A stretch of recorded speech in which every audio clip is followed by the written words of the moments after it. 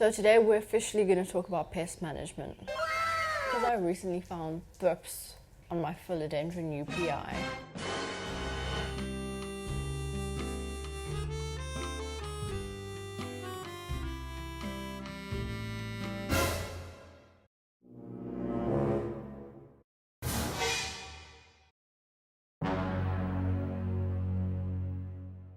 Today we're going to deal with this.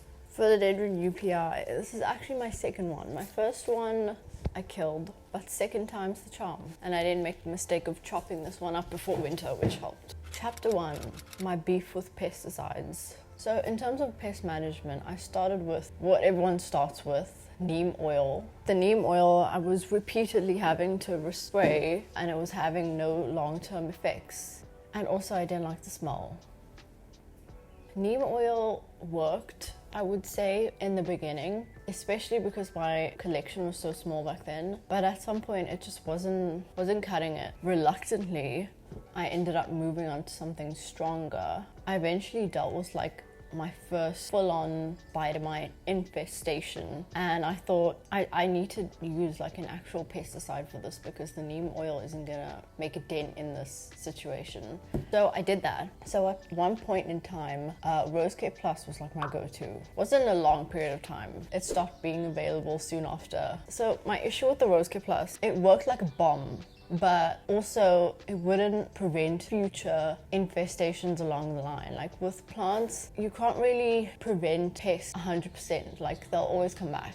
So the point is to deal with management rather than trying to figure out some kind of nuclear solution. So the Rosecare Plus worked, but I did feel really guilty using it. Granted, we are in a carport, so this is an enclosed area. We don't have any wildlife in here. So there was a concern about toxicity in terms of accidentally breathing it in for me, the one spraying it, but also the dogs. The dogs don't mess around with my plants, but you don't want to be spraying anything dangerous. You know that your dogs are going to be walking through. So there was that concern as well. I stopped using it, and then I was looking for a different solution. It wasn't foolproof. It wasn't something that I liked using over and over. I'm not a nursery. I don't need to do the full nuclear thing. Chapter 2, the solution. So I've tried the spray with pretty much every pest I've had. So that would be thrips, red spider mite, mealybugs. The only thing I'm I don't know if it would work against is fungus gnat, because I usually feed the fungus gnats to the pings. I let them I reckon if it works for everything else, there's no reason why it wouldn't work for fungus gnats as well. Show you what you'll need for the miracle spray and how to mix a 2% solution, which is what I use. So for this, you'll need a spray bottle. What I'm gonna do for my mix, I'm gonna fill this up to about 600 mils, which is over there. And then we'll need, for the main component of this, paraffin oil. You could use other kinds of mineral oil, I guess, but paraffin oil is what I'm going with because what I've done the experiments with. So you can just get these at a pharmacy. And then a few drops of dishwashing liquid. Because I don't know measurements, I also need a measuring spoon. So let me show you how to make the spray. I'm gonna fill this up with water to, what did I say, 600. I'm gonna do a 2% solution, but you could get stronger, but then you risk potentially burning your plants. So that is a concern. My plants don't get direct sun exposure, so that is something to consider. I reckon a 2% solution should be strong enough to get the job done, not strong enough that it potentially burns foliage. So we've got 600 ml water, and then we're gonna do 12 mils mineral oil, paraffin oil. That would be a 2. So 1% solution would be 6 mils to 600 mils of water, and then 2%, 6 times 2, 12. Big maths. Now we're gonna do the couple drops of dish soap. I literally mean just a couple. It's just meant to bind the oil to the water. So how does the spray work? We know how pyrethins work. They act as a neurotoxin, do they? What is it called? You know that thing that killed Kim Jong-nam? What was that called? A nerve agent. It's like a nerve agent. Pyrethrins are like a nerve agent, but to insects. I suppose it messes with their brains. King Jong-nam, they put a nerve agent on like it was like on someone's hand, and then they put their hands on his face. Look it up, it's actually kind of interesting. Not his death was sad, but the way they got him, the way North Korea got King Jong-nam was crazy. They basically, should I include this?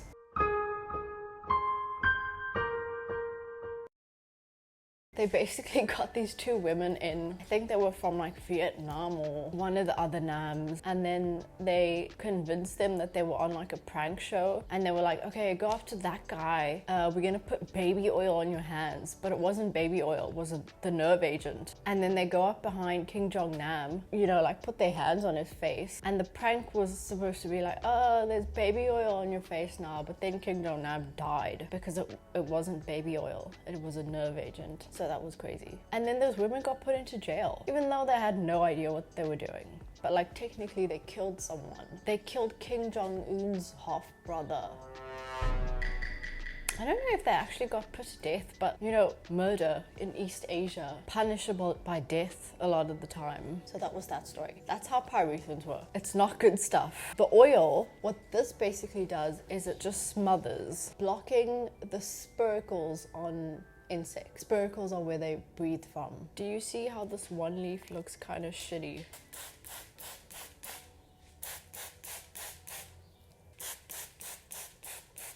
We're doing the top of the leaves and the bottom. Thrips like to target new growth, so any new leaves, that's where they'll linger. That's why it's usually pretty easy to see them.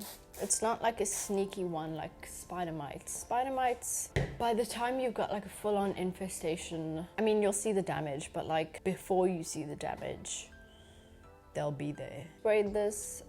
Usually I don't have to do multiple sprays. I'll do like 2, and that's about it. I feel like because this oil is like relatively thick, I've noticed that it stays on the leaf longer, kind of as a coating. Now that's a good thing for us because it means that it's acting kind of as a barrier for more pests. Also, my thing is, if your plants do get direct sun exposure, which mine don't, you could burn your leaves. So I would say do this on one plant, see how it turns out.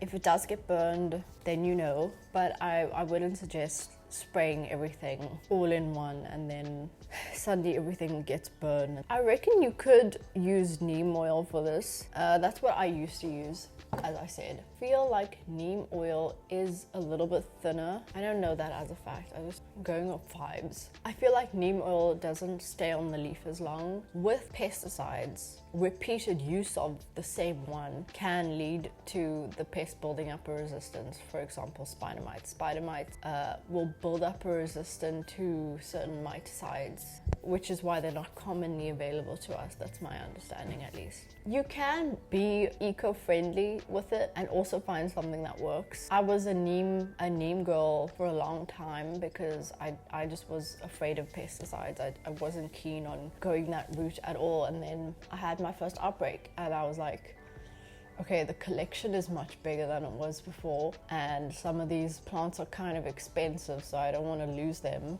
And that's when I started using the Rose Care Plus. But then the Rose Care Plus stopped being available, first of all, so there was that. But then also I just didn't feel comfortable using it in the first place. Like, it was never my first option to go like the chemical route, the pesticide route, just because it's not necessary, you know? So that's it for the video. Let me know how the spray works for you if you do use it.